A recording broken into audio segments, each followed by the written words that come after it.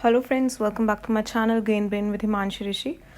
आज की इस वीडियो में हम डिस्कस करेंगे जनरल इंग्लिश का एक प्रीवियस ईयर क्वेश्चन जो कि मैंने लिया है टीजीटी इंग्लिश, जो एग्ज़ाम हुआ था 14 सितंबर 2021 शिफ्ट 1 में। बेसिकली इस वीडियो में हम जनरल इंग्लिश के प्रीवियस ईयर क्वेश्चंस डिस्कस करेंगे जो कि DSSB के एग्ज़ाम से लिए गए हैं। अगर आप DSSB एग्ज़ाम के कैंडिडेट हैं, तैयारी कर रहे हैं किसी भी सब्जेक्ट की, तो आपको पता है 20 नंबर का जनरल इंग्लिश का पोर्शन आता है एग्ज़ाम में। ये वीडियो आपको बहुत बेनिफिशियल रहने वाली है एग्ज़ाम पॉइंट ऑफ व्यू से। अगर आप चाहते हैं कि ऐसे ही और प्रीवियस ईयर क्वेश्चंस के साथ मैं आऊँ तो आप जल्दी से मेरे चैनल को सब्सक्राइब कर लीजिए। अगर चैनल पे न्यू है और वीडियो पसंद आए तो ज़रूर लाइक करिएगा। जो हमारा फर्स्ट क्वेश्चन है वो हम पढ़ते हैं। Find the part of the given sentence that has an error in it. If there is no error, choose no error. Basically हमें एक सेंटेंस दिया है which is divided into 4 parts. तो इस सेंटेंस को 4 पार्ट्स में डिवाइड किया गया है। हमें फाइंड करना है कौन से पार्ट में एरर है। अगर हमें लगता है ये करेक्ट सेंटेंस है then we will have to choose the option no error. तो जल्दी से हम पहले सेंटेंस पढ़ते हैं। No sooner had I reached there she had left the house, या फिर नो एरर। तो जैसा कि आप अपनी स्क्रीन पे देख सकते हैं, जो हमारा करेक्ट आंसर है वो है ऑप्शन 3। मतलब ऑप्शन थर्ड में जो थर्ड पार्ट है इसमें एरर है। अब एरर क्या है वो आपको तभी पता चलेगा जब आपको नो सूनर वाले सेंटेंस का रूल पता होगा।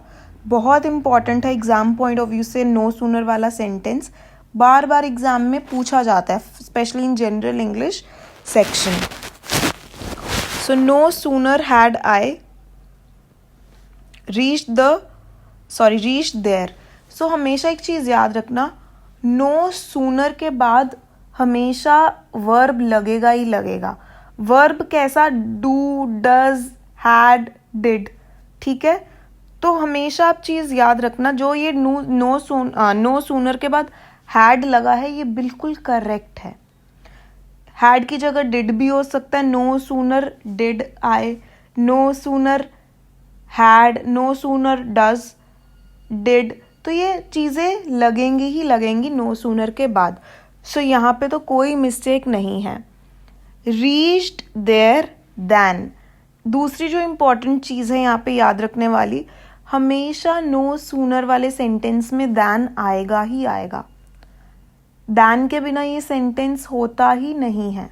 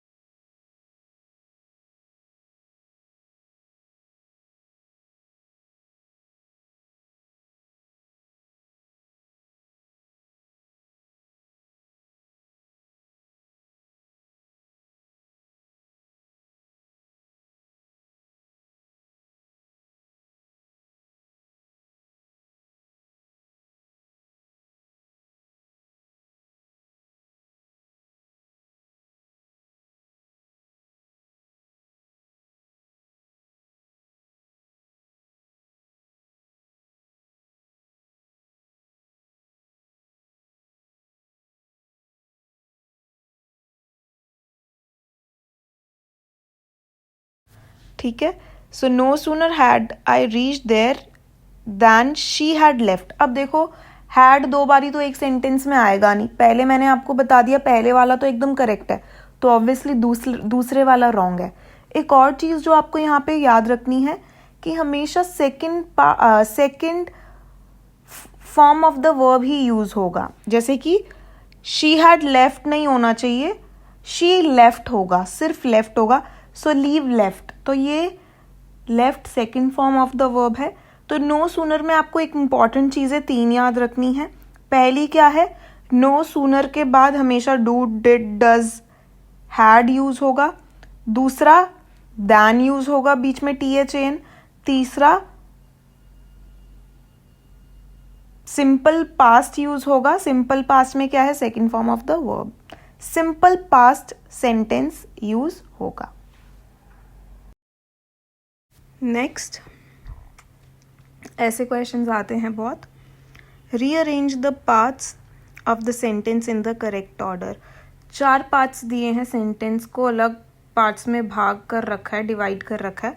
हमें इन चारों पार्ट्स को जोड़कर एक मीनिंगफुल सेंटेंस बनाना है, ठीक है।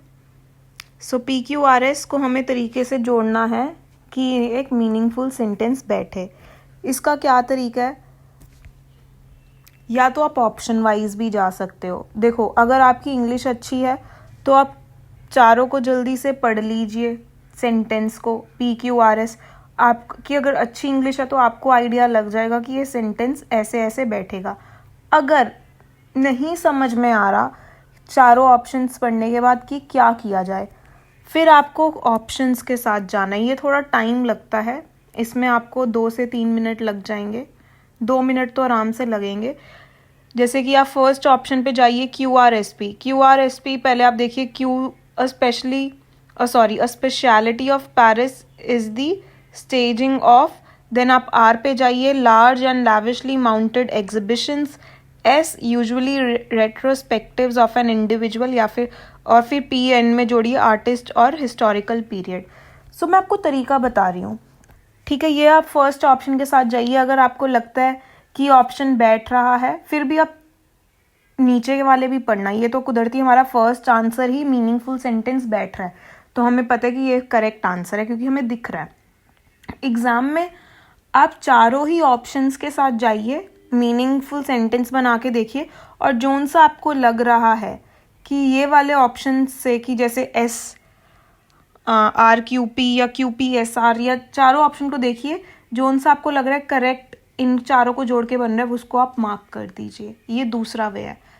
तो I would say second way में चांसेस कम है गलती होने के, थोड़ा टाइम कंज्यूमिंग है, बट अगर आप चारों ऑप्शंस एक बार ही देख लेंगे जोड़ के, जो उनसे आपको बेस्ट मीनिंगफुल वे लगेगा वो सही होता है मोस्टली। जैसे कि मैंने आपको बताया यहाँ पे फर्स्ट ऑप्शन हमारा करेक्ट आंसर है। जल्दी से पढ़ लेते हैं। A speciality of Paris is the staging of large and lavishly mounted exhibitions, usually retrospectives of an individual artist or historical period. अगर हम नीचे के बचे हुए 3 ऑप्शंस को देखेंगे, उनका मतलब कुछ और बन रहा होगा, या वो ऊट पटांग से सेंटेंस बैठ रहे होंगे। Next, a sentence has been given with a blank to be fill. तो बेसिकली इसमें हमें fill in the blank type का क्वेश्चन है। हमें जो ब्लैंक दिया इससे 4 ऑप्शंस में से किसी मोस्ट अप्रोप्रिएट आंसर के साथ फिल करना है। Before I entered the theatre she dash left with her mother. 4 options है, हैव, हैड, हैज़ या फिर दैट। तो अगर आपको रूल पता होगा इंग्लिश ग्रामर का, ये पास्ट परफेक्ट सेंटेंस है। अगर पास्ट में 2 चीज़ें हो रही है, अगर आप इसको पढ़ोगे तो इसमें इस सेंटेंस का क्या मतलब बैठता है, मेरे आने से भी पहले वो थिएटर से जा चुकी थी अपनी मदर के साथ। सो इस सेंटेंस में 2 चीज़ें, पास्ट में 2 एक्शंस हो रहे हैं। पहला एक्शन क्या है, वो जा चुकी थी। दूसरा एक्शन, मेरे आने से भी पहले मैं आई, दैट वाज दी दूसरा एक्शन। तो ये इंग्लिश ग्रामर का रूल है। जब भी पास्ट में दो एक्शंस हो रहे होते हैं, जो फर्स्ट एक्शन है उसके साथ वर्ब के साथ हैड लगेगा, ठीक है। सो पहला क्या एक्शन हो रहा है, वो जा चुकी थी तो शी हैड लेफ्ट, और दूसरा जो एक्शन होता है वो हमेशा सिंपल पास्ट में रहेगा, मतलब second form of the verb use होगा, इसलिए entered, before I entered. I hope आपको ये चीज़ समझ में आ रही होगी। मैंने अपने मोस्ट इंपॉर्टेंट रूल्स में भी ये डिस्कस किया है ये रूल, और EMRS के एग्ज़ाम में ये जनरल इंग्लिश में आया है ये क्वेश्चन, PGT और TGT दोनों में ये क्वेश्चन ही, मतलब इस रूल से क्वेश्चन इम्पॉर्टेंट है काफ़ी ज़्यादा। जब भी पास्ट में दो एक्शन हो रहे हों, फर्स्ट एक्शन के साथ हैड प्लस V3 लगेगा, सेकेंड एक्शन जो हो रहा है पास्ट में उसमें V2 ही लगेगा बस, और कुछ याद नहीं रखना है इसमें। सो इसलिए before I entered the theatre she had left with her mother is the correct answer. So second option बिल्कुल करेक्ट है। नेक्स्ट में हमें बताना है select the most appropriate option to substitute the underlined segment of the given sentence। ठीक है, basically इसके अंदर हमें क्या करना है, हमें एक सेंटेंस दिया है और जो अंडरलाइन वर्ड है वो गलत भी हो सकता है ठीक भी, तो हमें बताना है इसकी जगह चार ऑप्शंस में से कौन सा सही वर्ड हम यहाँ पे यूज़ करेंगे। अगर हमें लगता है ये वर्ड सही है तो हम नो इम्प्रूवमेंट चूज़ करेंगे। So hardly had he finished, then it became bright। So आप देख सकते हैं then अंडरलाइन वर्ड है, इसको हम किससे सब्सिट्यूट कर सकते हैं, चेंज कर सकते हैं। चार ऑप्शंस है, finished, there it became bright, when it became bright, if it became bright, या फिर no improvement। देखो if तो होगा नहीं क्योंकि if कंडीशन पे आता है, जब कोई कंडीशन की बात हो रही हो, शर्त की बात हो रही हो। सो अगर आप इस सेंटेंस को पढ़ोगे तो इसके अंदर क्या मतलब बनता है, मुश्किल से उसने ख़त्म किया ही था जब ब्राइटनेस हो गई। अब क्या ख़त्म किया था वी डोंट नो, बट इस सेंटेंस का यही मतलब है कि मुश्किल से उसने वो चीज़ ख़त्म करी थी जब ब्राइटनेस आ गई। तो जब यहाँ पे कंजंक्शन जब आना चाहिए, तो देयर का मतलब तो होता है वहाँ, व्हेन यहाँ पे बिल्कुल करेक्ट सब्स्टिट्यूट बनेगा देन का। व्हेन का मतलब होता है जब, ठीक है। तो अगर आप मतलब के हिसाब से देखोगे तो टाइम की बात हो रही है, व्हेन कंजंक्शन टाइम को दर्शाता है जब ये चीज़ हो गई। सो इसलिए व्हेन यहाँ पे करेक्ट आंसर होगा हमारा सेकंड ऑप्शन। इस क्वेश्चन में भी हमें यही करना है जैसे कि अभी हमने ऊपर किया था। इससे पहले वाले क्वेश्चन में अंडरलाइन जो वर्ड है उसको करेक्ट आंसर से सब्स्टिट्यूट करना है या फिर चेंज करना है। अगर हमें लगता है नहीं है ज़रूरत तो हमें नो इम्प्रूवमेंट आंसर को मार्क करना है। सो पढ़ते हैं, she tried to dissembling her sorrow with modesty. So dissembling her sorrow हमारा अंडरलाइन वर्ड्स बोलूँगी मैं, वर्ड्स है, तो क्या होना चाहिए, dissembling her sorrowful, dissembling his sorrow, या फिर डिसेंबल हर सॉरो, या फिर नो इम्प्रूवमेंट। देखो ये तो बेसिक रूल है, अगर हम ING लगा रहे हैं तो वॉज या वर का होना ज़रूरी है या इज़ आर का ज़रूरी है होना, राइट।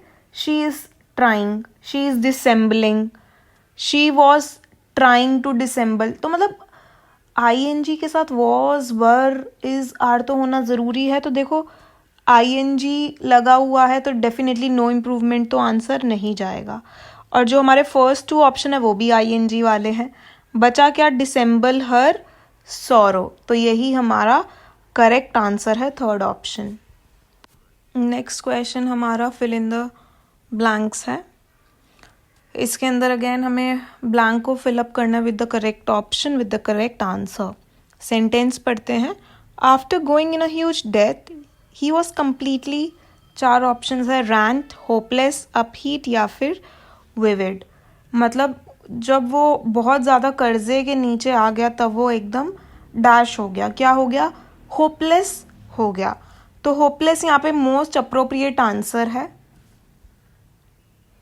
ये आप तभी मार्क कर पाओगे पूरे फुल कॉन्फिडेंस के साथ जब आपको और वर्ड्स के भी मतलब पता होंगे।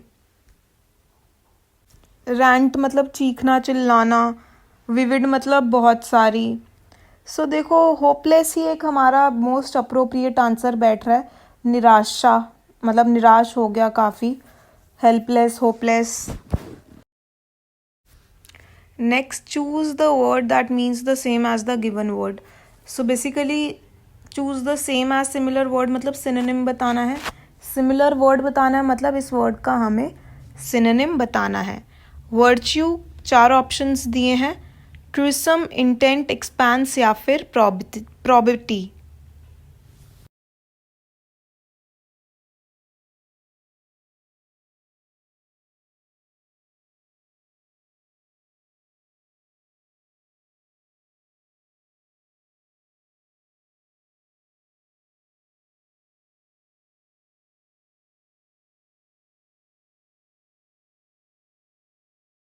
अगर आपने मेरी सीरीज़ देखी है, जो मैंने इससे पहले वाली सीरीज़ चला रखी थी, जितने भी DSSB में सिनोनिम्स एंटोनिम्स आए हैं, तो उसमें मेरे को याद है ये मैंने कवर किया है वर्च्यू वाला। वर्च्यू का मतलब होता है जब आपके हाई प्रिंसिपल्स हो, जब आपकी अच्छी हाई मॉरल्स हो, अच्छी आदतें हो।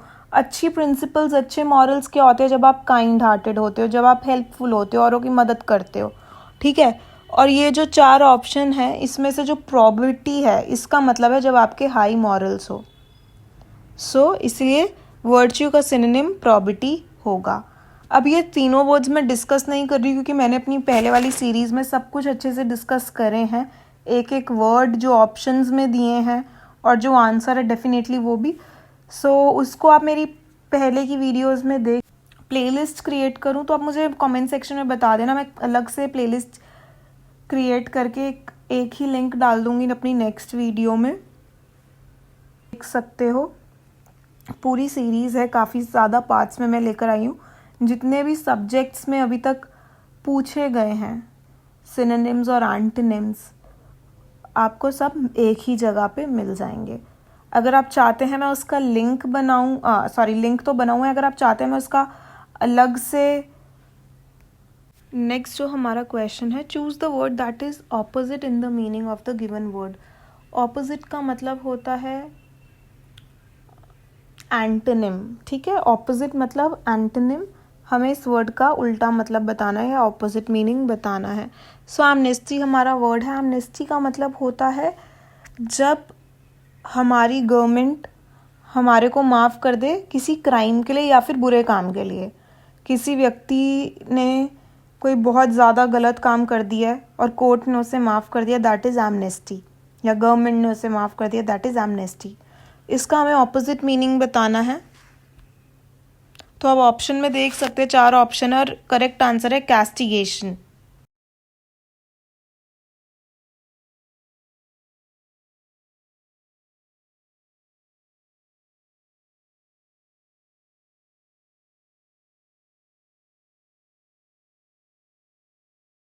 जो लास्ट 4 ऑप्शन है vendetta, it is a very important word. इसका मतलब होता है कि 2 या 2 से ज़्यादा बंदों में लड़ाई for a very long period.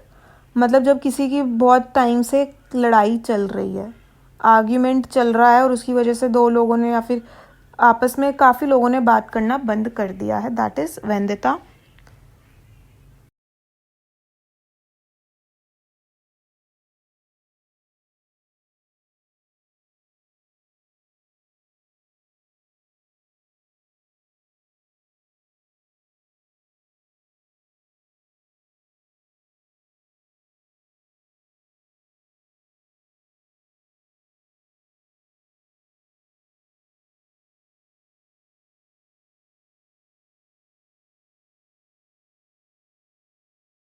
कैस्टिगेशन का मतलब होता है पनिशमेंट, सीवियर पनिशमेंट, काफ़ी हार्श पनिशमेंट।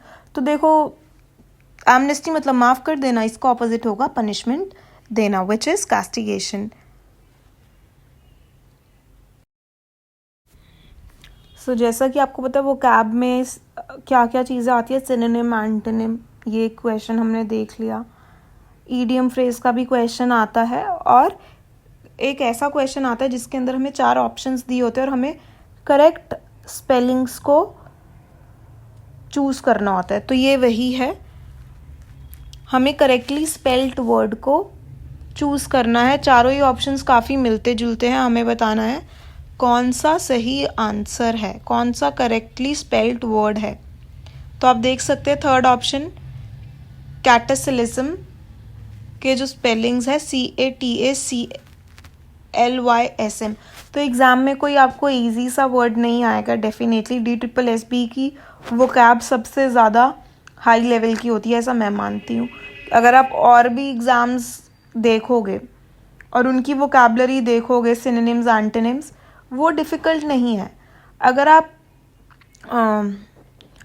जो TGT PGT के इंग्लिश वाले कैंडिडेट्स हैं उनसे पूछोगे तो लिटरेचर इनकी ठीक आती है। इस बार खैर लिटरेचर का काफ़ी वास्ट सिलेबस दे दिया, इससे पहले लिटरेचर ठीक आती थी, इस बार का वी कांट से। यूपी की सबसे ज़्यादा हार्ड मानी जाती है, बट वोकैब में DSSB की। तो इस और जनरल पेपर ये नहीं कि सिर्फ इंग्लिश वालों का ही डिफ़िकल्ट चीज़ें पूछी जाती है, नहीं। वोकैब हर एक सब्जेक्ट में आप और भी देखोगे, सिनोनिम्स एंटोनिम्स की पहले वीडियो, काफ़ी अच्छे लेवल के वर्ड्स पूछे हैं। स्पेशली लास्ट टाइम मैथ्स वालों से मैंने जैसे कि सभी क्वेश्चन पेपर्स का एनालिसिस किया था जनरल इंग्लिश का, तो सबसे ज़्यादा जो डिफ़िकल्ट वर्ड्स वो मैथ्स TGT वालों से पूछे गए थे। तो आप देख सकते हैं, खैर TGT इंग्लिश का है तो ये मत सोचना इसलिए इन्होंने मुश्किल पूछे हैं। हर सब्जेक्ट का लेवल TGT का यही रहने वाला है, जनरल इंग्लिश का, जो आपको इसका दिख रहा है अभी। अच्छा, कैटेसिलिज्म का मतलब क्या होता है? वायलेंट, ठीक है। इसका मतलब होता है वायलेंस होना, काफ़ी ज़्यादा वायलेंट होना। आगे बढ़ने से पहले मैं आपको एक चीज़ बताना चाहती हूँ। अगर आप इसका PDF चाहते हैं तो आप मेरा टेलीग्राम चैनल ज्वाइन कर सकते हैं, जिसका लिंक मैंने डिस्क्रिप्शन पे डाल दिया है। मोर ओवर, अगर आप चाहते हैं कि मैं इसकी भी सीरीज़ चलाऊँ सारे ही सब्जेक्ट्स के, जनरल इंग्लिश की हर एक शिफ्ट की, तो आप मुझे कमेंट सेक्शन में येस करके बताइएगा, सो दैट मैं नेक्स्ट पार्ट इसका लेकर आऊँ। सो बेसिकली मैंने इससे पहले GK का स्टार्ट किया था, क्योंकि EMRS में मैंने GK पे बहुत सी वीडियोस डाली थी, सबको बहुत पसंद आया था। बट DSSB के GK के ऑलरेडी बहुत सारे चैनल्स हैं, तो मेरे को बहुत से लोगों के कमेंट्स आए कि मैम आप प्रीवियस ईयर सारे आप जनरल इंग्लिश के करवा दीजिए। स्टिल अगर आप चाहते हैं कि इसी वे में मैं कंटिन्यू करूँ तो do let me know in the comment section. Next again correctly spelled word हमें बताना है, 4 ऑप्शंस है। सो आप देख सकते हैं ऑक्यूल्ट हमारा वर्ड है, ये ज़्यादा मुश्किल वर्ड नहीं है, ये वर्ड इजी है। ऑक्यूल्ट ACCULT इसका करेक्ट आंसर है। ऑक्यूल्ट का मतलब होता है something which is magical, something that is super natural, something which is not real, ठीक है। सो मैजिकल चीज़ों को हम ऑक्यूल्ट बोल सकते हैं। Next question, in the following question, out of the given 4 alternatives, select the alternative which best expresses the meaning of the idiom or phrase. तो जैसे मैंने बताया synonym antonym correctly spelled word 2 पूछे गए हैं, तो यस 1-2 तो डेफिनेटली पूछे जाते ही हैं। अब नेक्स्ट जो क्वेश्चन है ईडियम फ्रेज से, डेफिनेटली ईडियम फ्रेज से क्वेश्चन आता ही आता है एग्जाम में। तो जो हमारा ईडियम है वो है डेड रिंगर। अब डेड रिंगर का क्या मतलब होता है? 4 ऑप्शंस दिए हैं। करेक्ट ऑप्शन आप देख सकते हैं फर्स्ट है हमारा, जिसका मतलब है similar in appearance. So dead ringer का मतलब सिमिलर इन अपीयरेंस, मतलब दिखने में लगभग सेम सा, दिखने में लगभग एक जैसा, इसको हम बोलते हैं dead ringer. Next, in the following question out of the given, okay ये भी हमारा ईडियम एंड फ्रेज का ही क्वेश्चन है, और जो हमारा ईडियम है वो है to dot one's i and cross one's t's. Important है, काफ़ी ज़्यादा यूज़ भी किया जाता है आजकल इंग्लिश, स्पोकन इंग्लिश में, इंग्लिश लैंग्वेज में। तो to dot one's i's and cross one's t's का मतलब है to pay attention to minute details of a task. Fourth option हमारा, इसका मतलब है जब अगर आपको कोई टास्क दिया जा रहा है तो आप उसकी माइन्यूट डिटेल पे भी काम कर रहे हो। माइन्यूट मतलब आप उसके छोटे से छोटी चीज़ पे भी काम कर रहे हो उसको ध्यान में रख के। सो माइन्यूट डिटेल को ही हम बोलते हैं, छोटी सी छोटी डिटेल को ही हम बोलते हैं to dot one's i's and cross one's t's. Next, choose the word that can substitute the given sentence. A unit ordering a person to appear in court. vocab में एक ऐसा भी सेक्शन होता है जिसको हम बोलते हैं वन वर्ड सब्स्टिट्यूशन। मतलब एक आपको सेंटेंस दिया जाएगा और आपको बोला जाएगा इस सेंटेंस का मतलब बताओ क्या है एक वर्ड में। वही ये क्वेश्चन है वन वर्ड सब्स्टिट्यूशन का। A unit ordering a person to appear in court, that is subpoena। ठीक है, इसको जो इसकी करेक्ट प्रोनाउंसिएशन है वो है subpoena। सो मतलब जब कोर्ट से हमें ऑर्डर आता है पेश होने का, सम्मन आते हैं, बेसिकली सम्मन को ही यहाँ पे subpoena बोला गया है। Second option is the correct answer है।